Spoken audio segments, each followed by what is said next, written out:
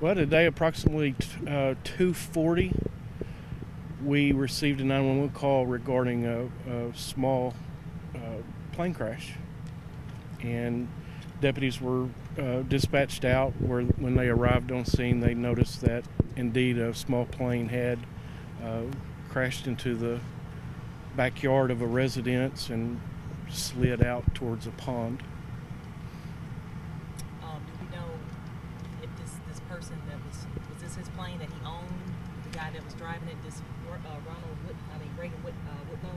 I do not have the information on who owns it. It is my belief that he does own it. We were told by the FAA that he flies out of Sherwood. That's not been confirmed, but it did come from the FAA. And what's the victim's name? Reagan Whitlow. How do you spell that? R-A-G-A-N? Yes. Okay. And then W-H-I-T-L-O-W? Yes. Okay. So there is an H? That's what I was given. Oh, okay. Wait, you said W-H-I-T-L-O-W or E-W? O-W. O-W, Oh, okay. okay. 45 years of age. And he's 45. Do we know how or why this plane crashed? Was it a malfunction, anything like that? We won't know that. The NTSB, they're on their way out here, and they will take care of that part of the investigation. They'll find out what happened and do their investigation that way. Now, the victim lived in this area, correct? He does live in one of these residences here, yes. Clearly, it's been tough on everyone given that, I would say. Would you agree? Just The family of Mr. Whitlow, they're on scene currently, so you can just imagine that they're upset and. How tough is this on, sheriff's office? You guys are working a fatality.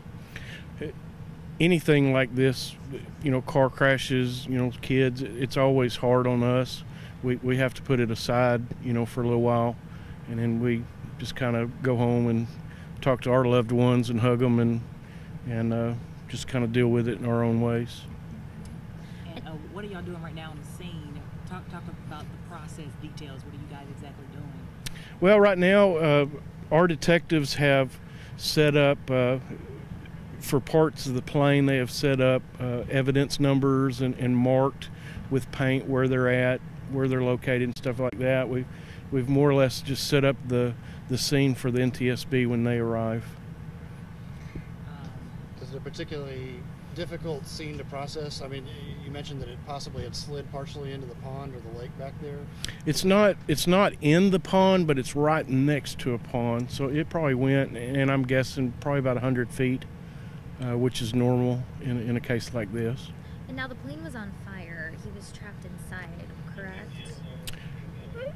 I haven't looked. I don't know if he would be technically trapped in it, but yes, the plane did catch on fire. Okay. And it was the Ward Volunteer Fire Department that came. This is their area, and extinguished the fire. Okay. And there were no other people in the plane? Correct. Okay. and you think the flight originated out of Sherwood? That's what the FAA told one of the detectives on scene. They've been talking to the FAA and with the tail numbers and stuff like that to get the information. Do we know what kind of plane it is? I cannot tell. Okay. It's in pretty bad shape. I do know it's a one engine, just a small plane. We don't know much more about the pilot other than what you've already said. Like, was he a recreational pilot? Did he fly commercially or anything like that? I'm being told that he is in the Air Force.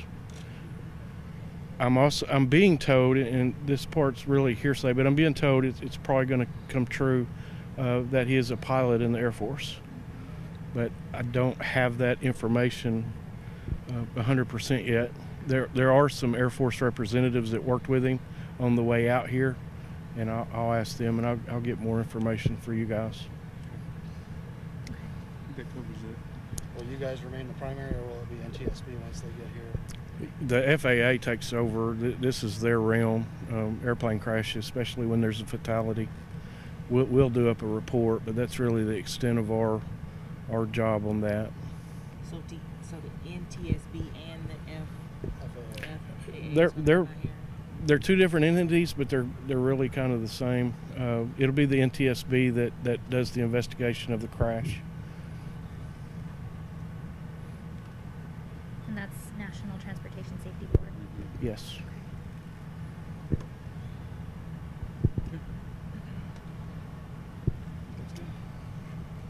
Thank you so much. Thank you.